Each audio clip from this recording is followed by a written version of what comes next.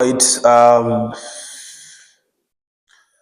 language and communication skills for social sciences for the sake of the camera. Today we wanted us to look something, talk about the word what you are saying. I do believe that if somebody can be asked to just take a guess what it could be about, if you are good at getting guesses, you could be correct because there is the graphic process. So if we know what graphics are, right? If you remember, we talked about graphics, and usually we talked about graphics as being uh, those. We could just talk about like their. I wanted to say images, right? But they, if it's their images, but we talked about two of them, and when we talk about two of them, we make a distinction between the two types, and whereby whatever we talked about, we know that it's something that we can see, and it's communicating a specific message, and usually it's something that can be manipulated.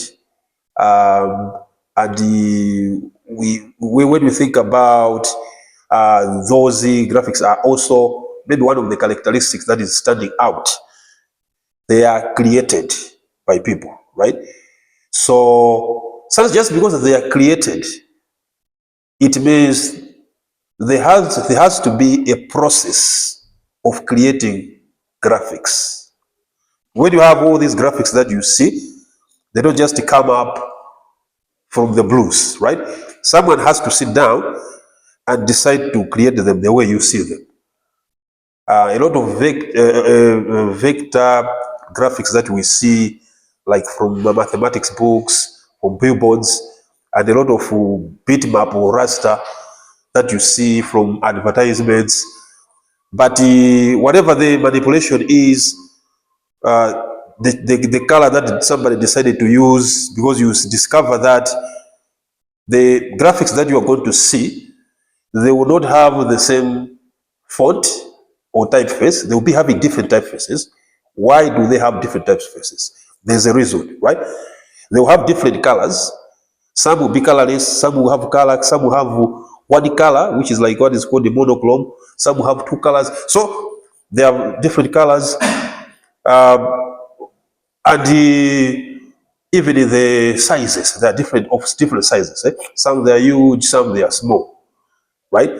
So for someone to come up with something like that, there should be some kind of principles that should determine the decision to say this is going to be like this. So that's what we wanted to talk about in the graphic process. Like what process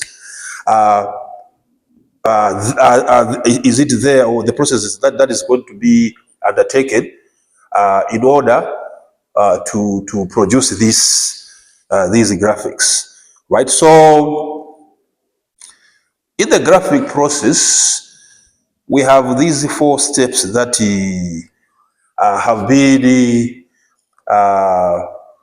formulated, right? Or have been made, that if you can uh, go through these steps or stages, surely you should be able to have a graphic material that is going to be effective, because the whole aim of creating a graphic, there is a reason why you are creating is you want to communicate. So it's not a matter of just creating them for nothing. So there's these stages, as you can see there, formulation of design policy, right, as the first one, which is important to say, when you are designing, there should be a policy, or the or whoever is going to be involved to design, to follow. And when you say design policy, what do we mean, right? I think we talk about that. The determination of typography, the orientation of designers and some editors, and execution and the evaluation of design policy, right? So something like that. And the graphic process, it involves the procedures or practice by which graphic designs are created for effective communication, as I've said. And for you to be a successful designer, you need to have a certain kind of a specific policy that to follow. And also, as we already say that you should know exactly who you are going to address, because all these graphic materials that are going to be created are going to be targeting a specific audience somewhere, right? So there should be the policy that is considering the audience of that particular creation, right? So if you have got that in mind, whatever design you are trying to design, okay? And I'm saying design, sometimes when you talk about design, some will say, I think this is not our field. We are not designers. What we're talking about, as long as if you have been on the Word document, you can design something on the Word document, even the basic material. Some of you can even say, okay, a wedding card, invitation card, you can do that, right?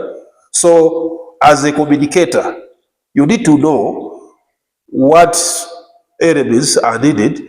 And as I say, sometimes in your field, you are not going only to be, let me say, reporters, because there's this conception to say journalism reporters. But now, if you go into journalism and now see what the content, you discover that there are a lot of areas where you can fit in, right? So on this element, it's not a matter of you being the actual designer. You can be an instructor. Someone is a designer, and you direct the person what to do.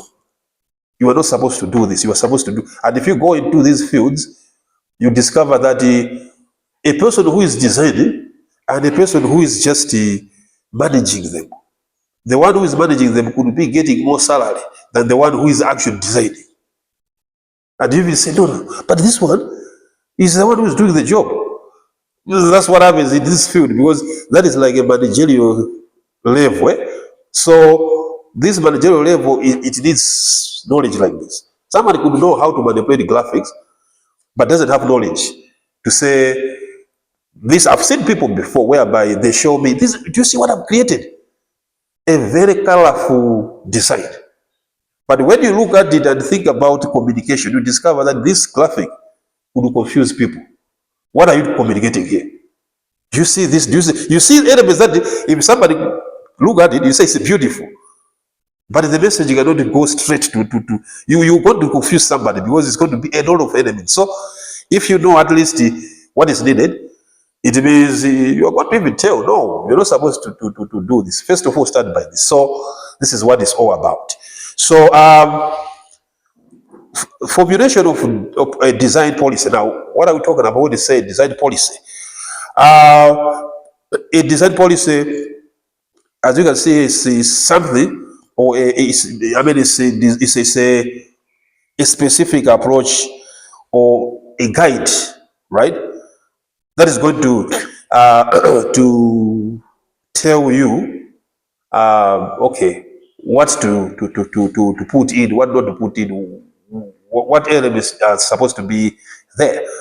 So, as a designer, you need to have a design policy, which means you don't have to be thinking about if you are going to be, if you are being assigned to do a certain graphic design. You are not supposed to all the time start thinking to say, okay, how can I approach this? And the example is newspapers. If you go to newspaper like Nation, BNL, they have got what is called a house style, right? A house style It's more or less like a design policy, right? When they say die house, they know that according to our style, we don't put this, we don't put this. When you are writing something or when you are designing, you know what is supposed to be there, even if the font, right? Why do they have the house style? Because they have an audience that they know. Okay. Designers and the sub editors, because as you see here, you can be a designer. Like I can give an example of, I do believe you know BNL, right? BNL that produces Malawi News, Daily Times, Sunday Times. They are as a let's say as a media house, they have got these sections, right? They have a section which is the newsroom. Newsroom is where we are going to have let's say nowadays with the social media, like content, you say content creators, they say that, but you don't create content. But we have good journalists, let me say, who collect, gather news, write news. And now you have got a section which is the production. The production is where there are now people who are physically taking the information, printing on the newspaper. That's another section. So you have got a section. Another one is marketing. Marketing is anything with advertising and marketing and distribution. But now newsroom is connected with the designing. Designing is a separate place. Like there's a newsroom, like a room like this. Then where they design the newspaper, you go a few blocks, and then there's a room with computers, with people there. So what the designers do usually, they don't usually decide what is going to be on the newspaper. What they do, the newsroom will just bring content, right? And they just place the content where it's supposed to be placed. Now, that's why here you're going to see talking about sub-editors, because when you go to a media house like that one, the decisions to do with the designing, they are done by sub-editors. When you say sub-editors, it could be even an editor, right? So I do believe when you say editor, you know what we're talking about. Editor, if you have got a newsroom with reporters, they do report it to the editor. Editor is the one who assigns the assignments, who control what are called the desks, right?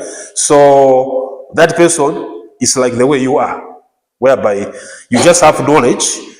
So this is what we're talking about. And so they need to have this policy in hand. So first of all, what you need to do to have this policy at the beginning is because you are targeting a specific audience. So you have to analyze your audience, right? First of all, define your audience. You should define what is your audience. So why is it important?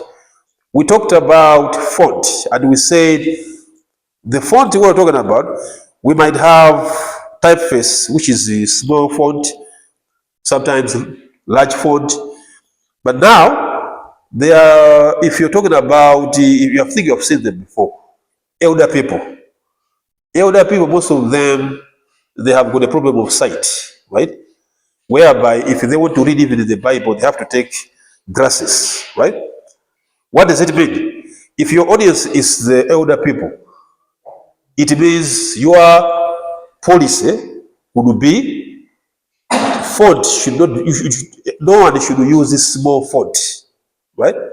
Because your audience is made up of the people who cannot see small characters, right? So that could be a policy. So if they can be designers, they will know, oh, according to this is the story. Can you, or this is the information, can you put it here? Immediately, you will decide to take a larger font because of that. If you have got a youthful target, it means the size of the font will not matter, right? You could decide to say, okay, we can even put small font. These are young people; they can see, right? What we will, right? So that could be a policy, which is important because, you are addressing it to a specific audience. And this is just the beginning. You are going to analyze your audience first. This is one of the area whereby to see which demography are they belong, do they belong, right? So here, as I talk about it, that you have to define your audience. It's more or less like you are doing research to say, okay, I mean, this we are told that the people of area 15 are going to be the one maybe reading this. So you will go to area 15 and do a survey to find out, I mean, what type of or the demography. Is it made up of maybe it's young people, older people, right? So here, as I say, define your audience can be achieved in several ways, right? The demographic way and the income approaches, right? Whereby demographic way, it means you are checking the makeup of the ages of the people. I mean, what age groups are your audience? The income approach, it means their wealth. Is it a makeup of low income people or middle income people, right? So that could be one approach. And also, there is this approach, say, the way of trying to uh, analyze your audience. There's this this particular term called the psychographic approach, which is like more or less like you are trying to analyze the demography. But what you are doing, you don't look at one aspect. You look into so many aspects. As you can see, you check out their lifestyles, you look at, you observe their behavior, their opinions, their activities, cultural values, expectations, right? The profile of the loyalty of your audience. So it's like you're trying to study, right, your audience in so many ways. So, I mean, this is a stage before you create, because the problem is if you are mandated to create a particular graphic material or graphic or image or communication graphic material, if you don't do research, it will not achieve its purpose, because this can help you to go directly. And this information would be important because you might be employed into a company, an advertising company. So they could say they would like to have a design, maybe advertisement design for a specific community. So if you are able to do research and find out this, you could be specific, right? And you could avoid some other elements that you could distract maybe the information gathering or getting. So that's why I say that what you're doing is like you're doing the behavioral segmentation, right? You're trying to find out, okay, maybe there's different groups in the area. Maybe one group does this, one other group does this, because you can't just assume that we have got one category. It's exactly as the music. You can have the same people.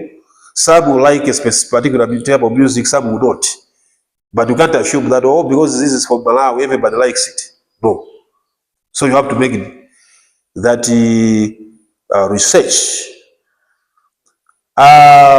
So here, as I say, that in the formulation of design, you start by defining your audience. Then you go to find out the profile of visual literacy of your audience. So when you say visual literacy, um, Yeah, visual literacy is said that it involves the ability of your audience to decode graphics, right? You're going to be creating different graphics. So now, for example, in town here, we see a lot of different types of graphics per day on the social media, in the newspaper. So because we usually see them, some graphics, we don't have to struggle to know what they're talking about or what they need, right? Because we usually see them. But if you take some of the people from the village that they don't usually see those graphics, you show them, they will not know what it means, right? So you have to explain, no, this means this. So that's what we're talking about. Whereby you might be, okay, you're working in an NGO, so you're being told, can you create graphics for this village? Then you are creating graphics, showing that maybe these graphics are going to be in the town. So it's going to be a problem. Right, so that's what we are talking about. And also that one is at the same time issues to do with color, right? And anything related to graphics, color, the font, and all those elements that make up a graphic, right? So how well is your audience in terms of understand or interpret or interpreting the graphics, right? So and this one they say that if you are a creator, it is you are assuming that you are visually literate, right? You know, and you are assuming that these people they don't. So you want to find out what level they are. So some they might be, oh, at least a lot of them they are okay. Maybe some they are not, but it's an important step because it will help you to be direct uh, in terms of what you want to create. Like I give an example, like even in Malawi, you can have even specific colors. I should be given here, you already know. If you can have, let's say, there is a certain advert with a lot of blacks and red. What are the people going to say? Deep black, deep red. Someone is going to say satanic. That's what you say. Why are you calling it satanic? I know they say satanic, I know, but they're talking about the same thing. You associate these colors to something, right? So imagine you are designing a wedding card and then the colors are just black and red. What are the people going to say? Background black, the letters red, and you say it's a wedding card invitation. People are going to talk about it. So that's an example, right? So there are specific colors. You need to know that, okay, my audience, these particular colors, what do they associate these colors with? Okay, these colors they are associated with wedding. These colors they are associated with maybe vegetation. Okay, so if you are aware, you are going to be careful in what the colors you use, right, and the light. Okay, I think this is now. Then determination of typography. So at this stage, first of all, you have defined your audience. Then you have check their ability to read graphics. Then it's a stage whereby you have to determine now, right? You say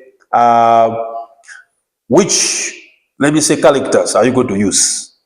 Fonts, because you know them. Okay, what are you going to use? Because you know. So usually, you see, you'll be selecting if it's in terms of like here, you're dealing with the type, right? The type you are going to be selecting, if it's going to be like communication as just communication, you are going to be looking at these three elements, right? Legibility, readability, communication, right? Let me just say, maybe the best, just say, if you think about readability, right? And communication, well, those are the major ones, right? Is this font or type, a font type, is it readable? You can somebody easily read this. Okay, is it good to send this particular message we are trying to send, right? So that's what you're going to think about, right? And I know that, as I said, that we see these fonts, most of them we just pass them, right? You say, Word document, I'm writing an assignment. You usually just go Romans new, right? You don't think about other fonts. Why do you just go past them? There are so many of them. But sometimes try to go to the unknown fonts. You discover some of them are even difficult. When you place them, they are too small, some they are too big, some they are too far apart. So there are elements that can make somebody have a problem to read them, right? Or they can end up confusing your readers, right? So that's what you decide to say, okay, let me use this, let me use that. But now, the bottom line is it will depend on the message, the kind of message. Because what we need to know, all those fonts we see, there is a situation and a context that they might be used. So you might be needing them sometimes according to the message you want to send. Because sometimes people think like these other phones are not useful. They might be useful sometimes. Yeah, because some are just there for beauty, some they are just for artistic purposes. So if you are designing something artistic, you need those artistic fonts to use, right? Determination of typography. Again, what else? Here you should see typography should not be done only from the point of your audience, right? The types that you select, because the thing is, we can see that we are relating to our audience all the time. But for graphic designers, they say you need to know, like even we I don't know that part if I share that part. I think you have seen them. You have ever went somewhere to print something, right? And you see someone going on the computer and try to change some settings. Maybe you have seen that, right? Why? Because some other folks they look good in the computer, but if you print them out, they don't appear good. There's a specific problem with maybe some printers, right? So determination of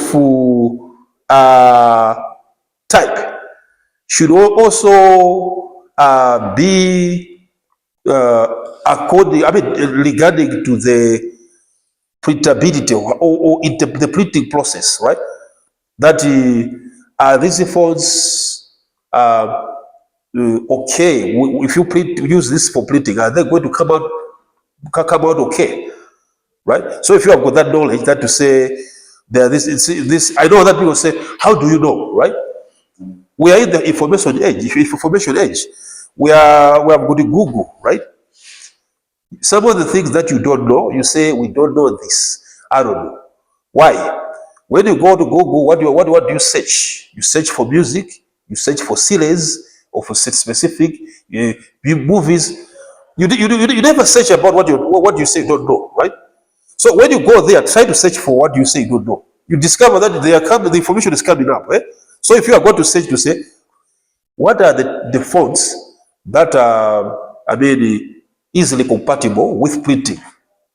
Go search on Google. They're going to show you that these particular fonts, they are, well compatible with printing. So if you are deciding maybe your type, You are going to select such kind, because there are some whereby they are going to appear good, okay here.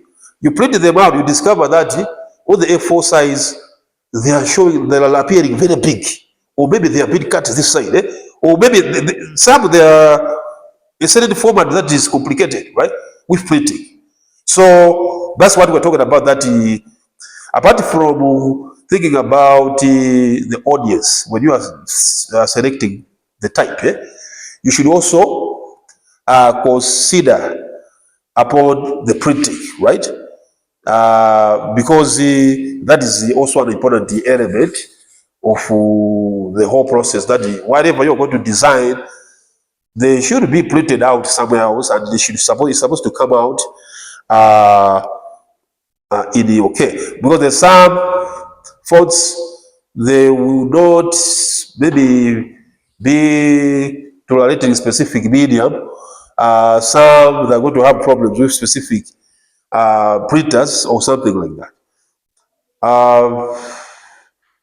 What else here? Okay. Then orientation of designers and some editors, right? So uh, you have decided, like here, you have determined the typography, the type you want. Now you have to orient the designers and some editors, right? When you say orient, uh, that's a policy that you are making, right? So now you have to tell them, okay, we have decided that according to the audience that we have, we are going to be using this type, right? This type of font. And also we are going to be using this type of color or this. So some editors should know, designers should also know, right, about it. And it's important because they say, as I said, that some people are going to be fired, to get fired in companies because of policy issues. Maybe you've heard about it, that they were not following the policy, company's policy. For example, here, if you can ask the management at this place, what are the policies of Unireal? They're going to give you. There are specific policies. If you go against those policies, you might be even expelled. So that's the thing. So as a designer, you have what you are going to be designing for specific audiences. It means you have analyzed them. You know what graphics style formats are relevant for those audience. If somebody come and alter that, for example, you're spending money. So someone decide to use different font, decide to use, what is going to happen is the information is not going to be communicated well. You're going to spend money, waste money, let me just say. So a person could be critical, could be really fired because of that. So that's why I say this stage is important. Because if you go to other places, if you are working with other people, and then you don't tell them which is specific, what is the policy for your design, there could be a problem, right? Sure. Yeah. Kankanira limena bange bene. Ndakwinjiga bena bange koni. This is room 1. Okay.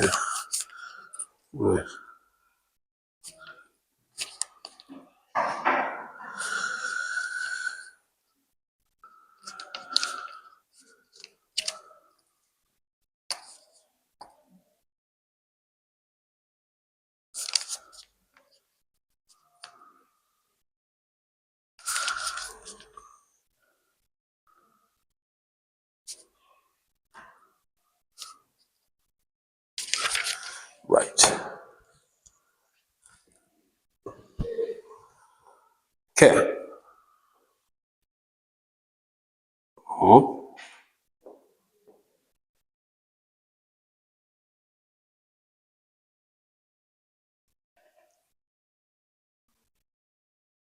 Right. So that's the 4th stage. That you have Orient, the graphic designers, the sub editors. Now it's a last stage is the execution and evaluation of the policy, right?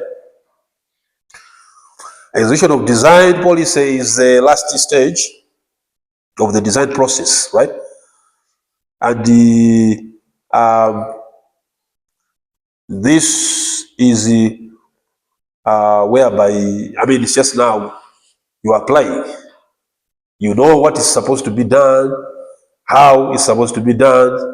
You see? So what is said here is said, uh, this stage is whereby you'll be dealing with the text, color, and also if you remember typography. If some of you were not around last class, check the slides. We talked about some other important elements like space, right? Space is important in designing. You are able to read this easily because of those spaces you are seeing. So there is a way of manipulation of space. I think if you check this last slides, you check leading, kerning, right? Leading, kerning, and what else? There's kerning, there's leading, and there's what? Those are the ways of dealing with space. So if you didn't check the last slides, so space is important. Like I'm talking about white space. Those white spaces you are seeing, right? So there are ways whereby you might have a white space between a word. So there's a way of how to deal with it, how to remove white spaces between a word, how to minimize spaces between lines, right? So if you check kerning, leading, and the other one is what I think I wanted to see if you did read, but since you didn't check. So at the same time, at this stage is whereby you also evaluate because you have gone through the process. Now, evaluation is to see, okay, after the policies, after what you have done, is it working, right? Because if something is not working, you have to, I mean, revise in one or two areas. But now, since it's the last stage, right? So,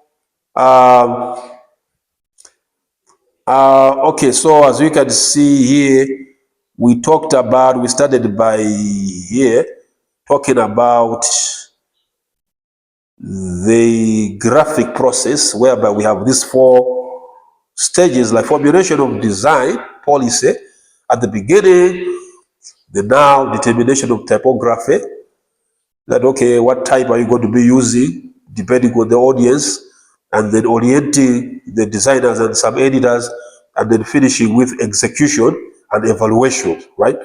So execution is now the actual process now of creating it, doing everything, the manipulations of spaces, color, and all what you can do with it, right?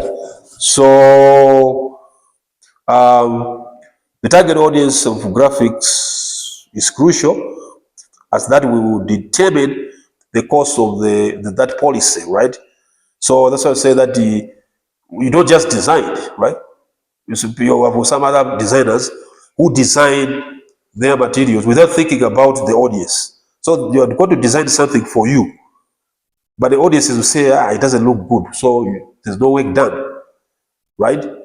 So something like that. At this point, I didn't even check my phone. I've switched it off. Or what's the time? Because I know that it should be half of the time. I don't think it's beyond. There was a small part I wanted to finish with. What's the time now? I know I don't want to. Oh yeah. Oh, it's showing. It's showing it. It's what? Oh, it's showing here. It's showing it. I'm seeing it here. Okay. Yeah, it's like I'm not going to use the whole 1 hour, right? I'll use part of it. But from what I've talked about to this point, any question? any question or questions, because maybe we can clarify one or two places. But is it understood? We know what we're talking about, eh? I don't think this is complicated, because if you're saying this is complicated, then nothing is going to be simple. Because this will be one of the easiest, eh? Straightforward. Eh? How materials they appear simple? How do they appear simple? You should be able to relate them to real life, right? That's a simple thing. You say, what in real life? What are they talking about? Oh, are they designing? Designing like what? Or like a magazine? So, oh my God. So that's what you're talking about. You know, when you're thinking about it, when do you sit with, they were talking about something we don't know, right? So, yes. What is the meaning of the book? The what? The meaning of what? Okay. See, that's why I started. Well, the question I started at the beginning. Yeah? Did you, were you there the first classes? Did you get the slides? I said on WhatsApp. Did you go through them? You didn't. Because that's what I asked. Eh? When I came here, I said, did you went through the materials I've shared? Because the materials I shared, one of them is where the typography lesson starts. So it starts with defining typography. No, not just, I know, as I said, that most of the terms, you don't have one definition. You might have different definitions, but some might be shorter, some might be easier. Okay, for you to just to sum up, there was something I wanted to talk about, just to end up, about the basic principles of typography, the same thing. So since you have asked it, this is the definition of typography. The first one you are saying there, at least it's making sense.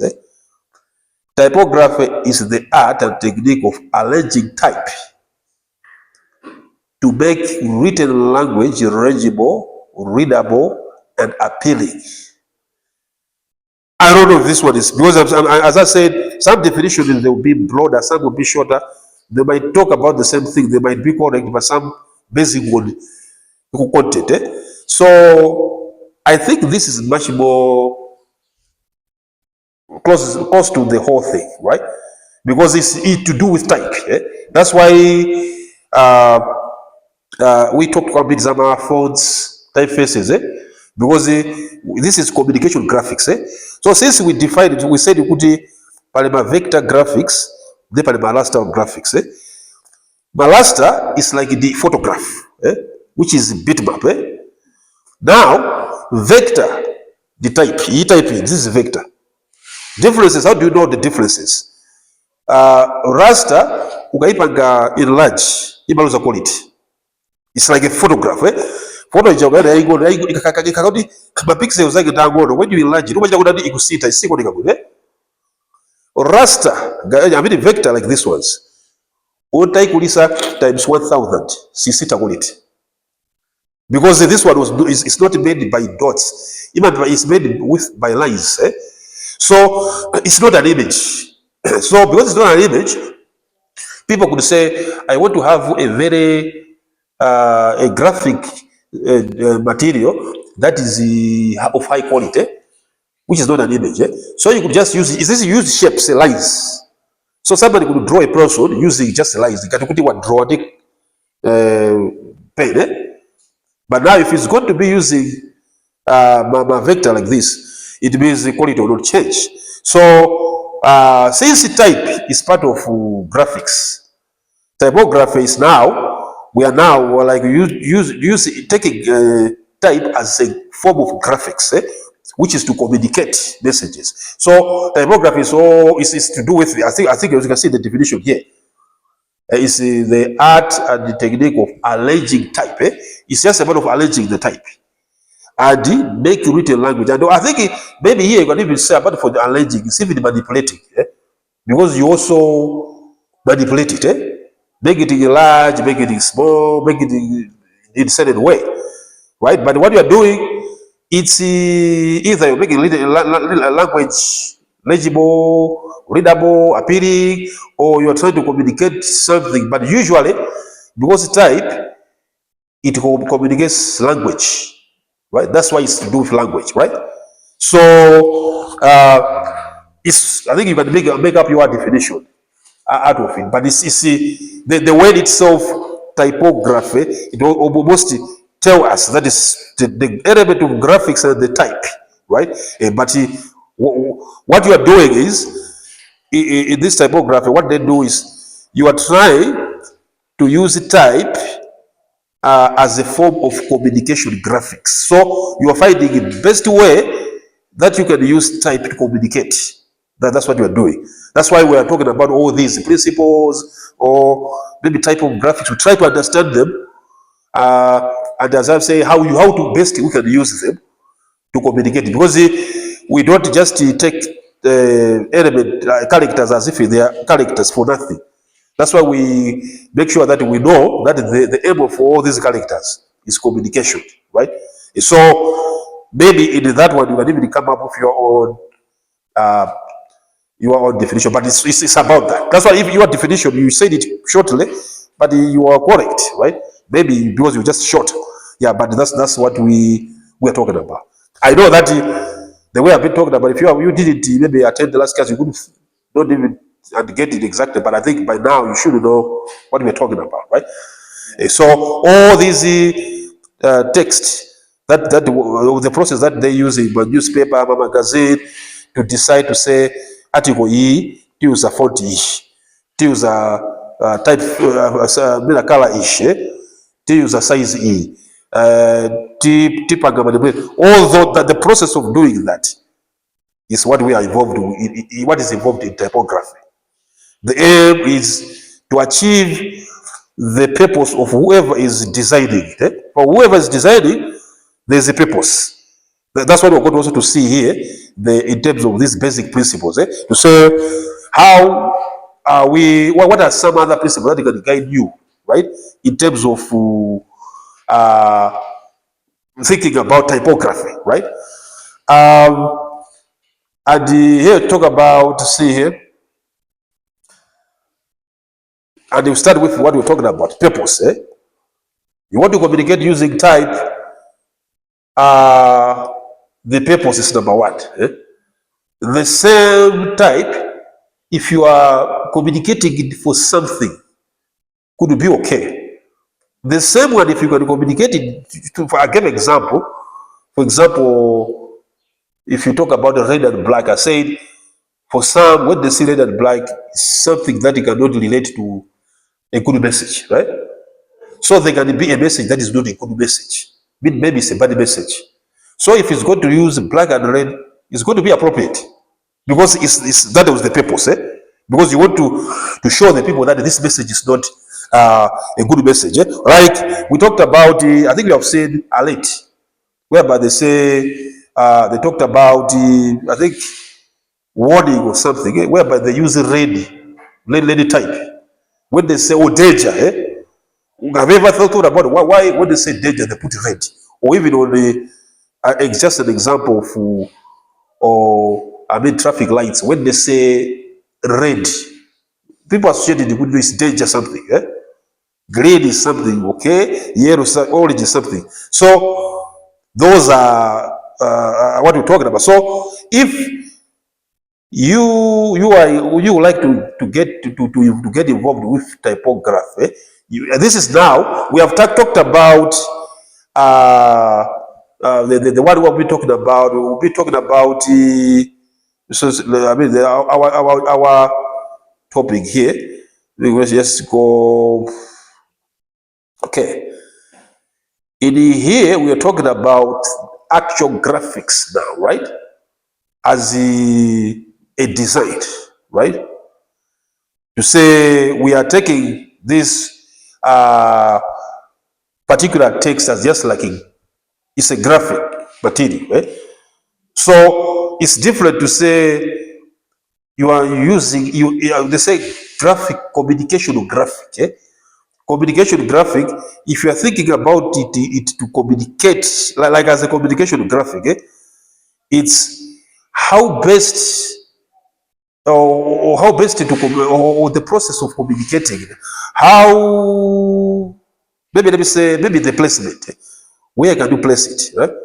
But if you say the graphic process, we're not concerned with where to place it, no, or in other areas. We are just focused in this one.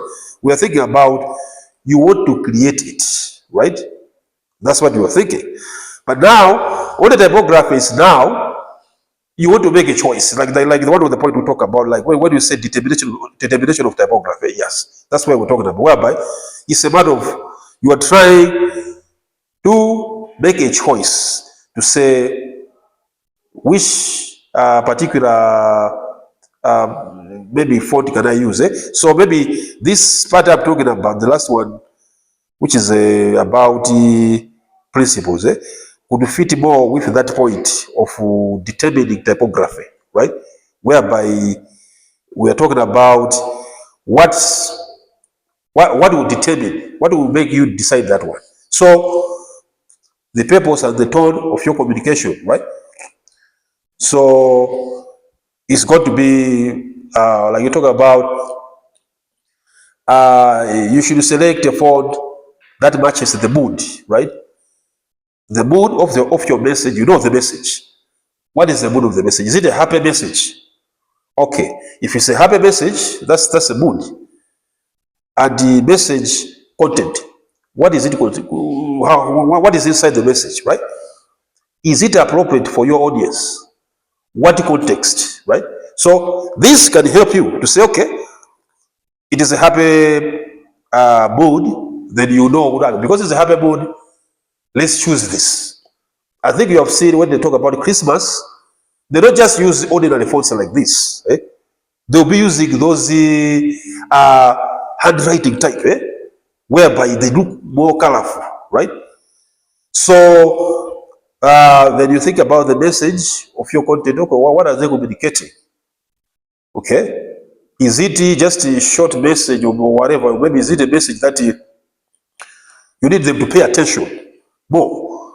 Then you decide, and then you see that. So shortly, the purpose and the tone of your communication is one. Then the size of your text is another, right? Why? Size of your text. I think at this point, if you think about what we were talking about earlier, this one will fit with the first point we talked about, whereby we say we have to define our audience, right? So that point, we are saying if you are going to have older audience, the elders, you decide to say let's use bigger fonts, right? It's younger audience, smaller font. So that's one of the principles that can guide you to select a specific font to say, okay, size matters. Because sometimes we don't think about the size of the font, but no wonder those fonts that you see in your Word document, they are different sizes, right? Or the font, right? So also the context, because if it's going to be used for headlines, newspaper headlines, do you see small fonts like this or do you newspaper headlines? You find a bigger font, So the context, because it's a newspaper headline, you have to, I mean, you want a bigger font, right? So sometimes you don't have to manipulate it, you just have to take a font that is big already, if you want, right? So that's another one. Then the spacing between your letters or words and the lines. So how do you know this? Go to your fonts in your Word document. You discover they have got different spacings. Like this one, what we are saying, if I can try to change to go into another font, you see the spaces will be different. So some spaces are okay for a message, some they are not, right? So you remember I talked about that, we talked about spaces in the last session, and I said that there are three main types of spacing, right, that you need to use, to pay attention to. So these are three types: kerning, tracking, and leading, right? So you need to check them out. Kerning is adjustment of the space between individual letters, right? You can have a letter you're going to be the size, pakati pali space. You know, the space. So what you're going to do, you'll be looking into your text. Oh, there's a space there. You'll be removing those spaces, unnecessary spaces. If you're going to be doing that, what you're doing is you are undergoing a process of kerning, right? Then you have tracking, adjustment of spaces between groups of letters or words, right? You could have not just one word like that. For one word is kerning, but you can have a number of words. And after a number of words, there's a space gap like or something. And then you have leading, which is now you are dealing with the adjusting the spaces between lines of text, right? So you need to see that. And the last one, style and the formatting of your text. The style and formatting of your text can affect the meaning and emphasis of your text as well, right? When you say style, if you check I'm just referring to the Word document because you usually use it. You have some other graphic softwares whereby you have got different fonts. If you are dealing with graphics, I believe that if you have got your laptop, you can have Adobe InDesign. You can have Adobe. Is it what do you call this? Adobe what? The other one. There's this other one which is closer to InDesign. What? No, not Photoshop. I think I'm learning for Photoshop because Photoshop usually but I know it's as you are saying, the modern Photoshop is like it's InDesign, eh? Yeah, but Photoshop again, but there's also another one. This one, what you call I think the name will just run away. Not Lightroom, but there's another one which is it sounds closer to as if it sounds closer to Acrobat Reader like, but it's not Acrobat Reader. It's and I do have it in my computer here. I think I'll check it out. I have it. Right? Okay. Yeah, but that one also you can see different type of fonts, and you can also check fonts on the internet. People they do create fonts. I say that we take it for granted because we have this Word document which usually we didn't buy. Right? If we install it, we just got it for free from somebody who clicked it. Eh? But usually the Word software packages they are sold, and if they are sold, maybe now it should be maybe 500,000 it would be. Suppose it was 100,000 at the time, but usually we just share. So I would say, if you can have these typefaces that are sold online, they are not cheap. At first I thought they were cheap. They are not. New typeface you can find one character, something like $80. One character, just T. Then the whole package. I saw somebody the whole package was saying like $700 something. Like it's like you're going to have like A, B, C, D, E to X, Y, whatever, but with a font that is not found in the Word document. Somebody created that. So people that are making money online, creating fonts, selling them, right? So some will just buy 3 characters. 3 characters, it means $80 times 3. They will pay. So it's a business, right? So it's not that cheap, I know. But we are talking about, if you check all those fonts, some of them you discover they are underlined, some they are lowercase. But this is what we're talking about, right? The style. Style is like, it's just, you can have the same one, it's italic, slanting. That's a style. So, this is one of the elements that you choose it because you say, I want a character that is in italic. Or maybe that is bold. If you can check on your Word document, there are some characters that are originally bold. You don't need to make them bold. You'll be writing their all body characters. You don't have to say, I write the body. No. So if you say, I want to write an article with body characters, so I don't have to highlight to make the body. I just want a character which is already body. So then you go, you decide that one. So that's a decision whereby you're going to select it because of the style or for the formatting of your text. So that's what I'm talking about. So this is just the end. The part I wanted to talk about. These slides, we're going to see them, but the main area I want to talk about today is the one we started by.